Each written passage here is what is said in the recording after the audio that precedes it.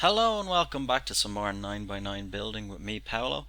And today we've got another 9 by 9 house, which is just in front of me here. This is probably one of the most requested houses I've gotten to date. A lot of you guys, since I started the series, actually requested it. And it is, of course, an underwater house. So I'm just letting the sun set there so we can see it in all its glory. It was kind of difficult for me to get a nice big ocean biome in this seed to build this, but this little lake seemed to do quite well. I've used glass blocks and quartz and a lot of lighting there to pull this off, but it was very different, I have to say, from all the other buildings I've done, mainly because the fact that it was underwater. And I am building this in creative, but it would be a lot harder and take a lot more time in survival, just for the fact that you have to try not to drown.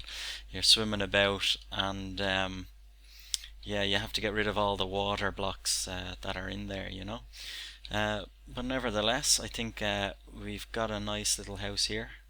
And one thing you'll notice, actually, before I go and talk about it, is that it looks slightly different from above the water and below the water. So you'll see a couple of blocks kind of look slightly different as I go up and down there.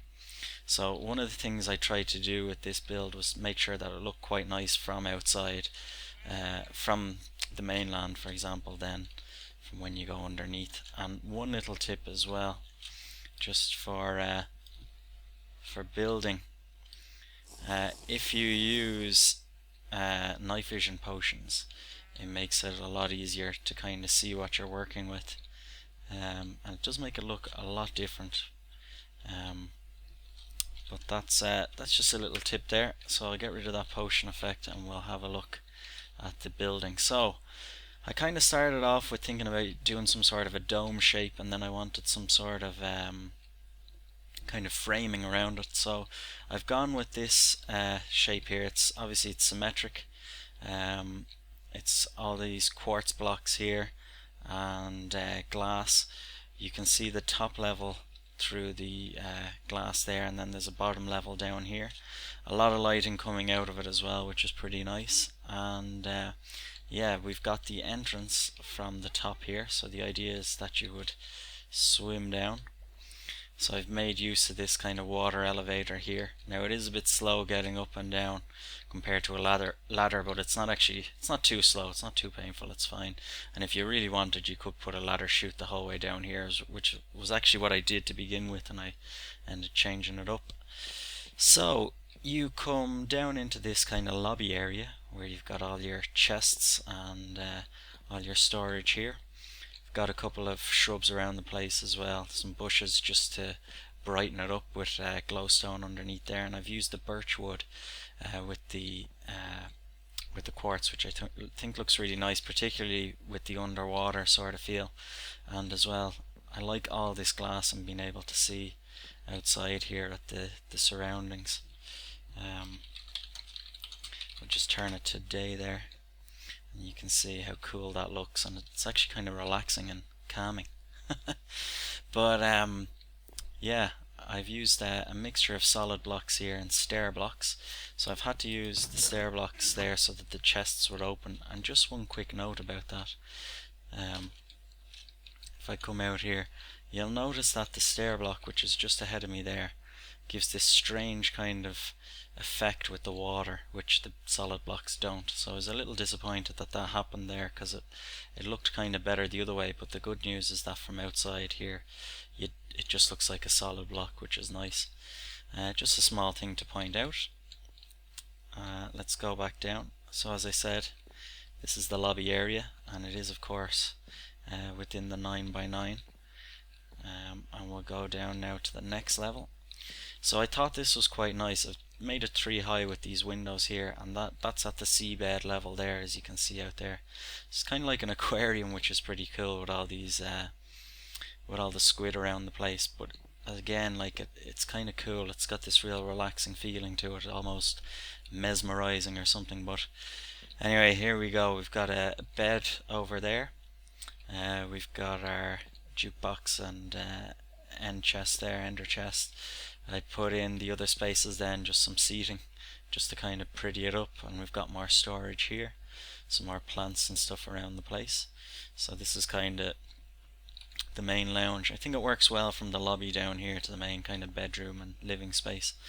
And then of course in the last floor, so it's only 3 floors, we've got this space down here which has got all our kind of little devices and machines and workstations and everything. So to begin with, over here we've got brewing with a cauldron. I've inset it to the wall there, and I use a slightly different colour wood here just so that it would go with the bookshelves, and it kind of offsets nicely there. And because it's a basement, I went with this stone brick here. So we've got the brewing, a little bit more storage there for the brewing. On the back wall here I've got some plants and nether wart. I think it's always good to have at least some sort of supply in your little house. Over here we've got anvils, crafting, and plenty of furnaces, and as you can see underneath the anvils I have some lighting snuck in. I've got one underneath the cauldron here and one underneath that chest as well, so everything's lit up nicely down here without needing torches. And then over here I've got the enchanting station, and just to show you, it does go up to level 30. And because I had to have this raised up, I was thinking, this is just a small little thing, but I was thinking about what block to put under there, and I originally had this stone brick, and then I realized this actually looks kind of cool having the book station raised up like that with the obsidian block underneath it. So that was one little small thing I hadn't actually seen before. But again, this is all in the 9x9, including these kind of decorative wall blocks as well. So that's kind of it. That's my first attempt at the underwater house, and I've actually got another design in mind, so I might actually work on it after this one and see if it works out. But yeah, it was definitely a fun build, and thanks to all of you for suggesting it. As I said, I think the quartz just looks fantastic with the water.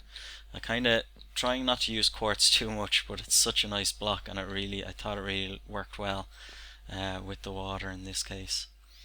And we'll go back up to the lobby. So as you can see, it's not too slow, but it is a little bit slow. And of course you've got the water dripping through here, but it's not a big deal. It kind of adds to the effect with the particles, you know. So that's that floor, and then we'll go back out. So there we go, another 9x9. I hope you enjoyed that. Please do leave some comments on what you thought, and keep the ideas going. I do have a list at this stage, fairly long list with loads of things to do, and it's just a matter of getting time to do them all. So don't worry, I haven't run out of ideas yet, but if there is something you can think of, please do leave them in the comments. But thanks again for watching, and I'll see you all again in another video. All the best.